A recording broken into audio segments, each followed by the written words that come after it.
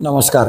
आज पहिल्यांदा उमेदवारी जाहीर झाल्याच्या 2.25 महिन्यानंतर हिनाताई मला भेटायला आल्यात। आम्ही महाराष्ट्राच्या सरकारमध्ये मित्रपक्षाची भूमिका बजावतो आहोत, परंतु इथं संघर्ष सुद्धा शिवसेना आणि बीजेपीचाच आहे। त्यांनी का म्हणून एवढे दिवस लावले इथं आमच्याकडे यायला किंवा आम्हाला भेटायला किंवा साधा फोन करायला? 1.5 महिना त्यांना लागला। त्या जर पहिले आल्या असता तर कटुता एखाद्या वेळेला कमी झाली असती, पण एवढा संघर्ष आमच्या कार्यकर्त्यांचा आणि त्यांचा आहे।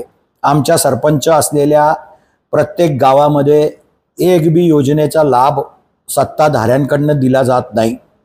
एक बी आदिवासी विकास विभागाच्या योजनेचा लाभ शिवसेनेमध्ये असलेल्या आदिवासीला जरी तो पात्र असला तरी त्याला भेटत नाही। आणि असा सर्व संघर्ष एक भेटल्याने आपला मिटेल असं मला तरी वाटत नाही, कारण आम्ही जरी सांगितलं तरी कार्यकर्ते ऐकण्याच्या मूडमध्ये नाहीत। आणि म्हणून मी हिनाताईंना सुद्धा विनंती केली आहे की मी वरती सुद्धा सांगून आलोय की गावित परिवाराला आणि आम्हाला एकत्र बसवा।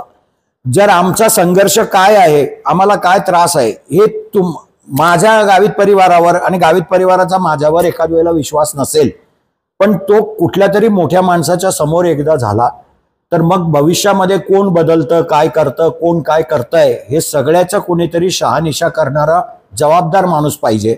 आणि म्हणून मी ताईला सुद्धा विनंती केली की तुम्ही सांगाल वरती पण, आणि एकनाथ शिंदे आणि देवेंद्रजी जेही बोलवतील मी यायला तयार आहे, पण आपला जो काही निर्णय होईल तो त्यांच्या समोरच होईल असं मला तरी वाटतं। आम्ही मित्रपक्षाचेच लोक आहोत। सत्तेमध्ये 3 पक्षाचंच सरकार आहे, पण दुर्दैवानं नंदुरबार जिल्ह्यामध्ये आम्ही विरोधी पक्षात आहोत असंच वागणं आम्हाला मिळत होतं आणि त्याच्यामुळे कार्यकर्त्यांचा रोष आहे।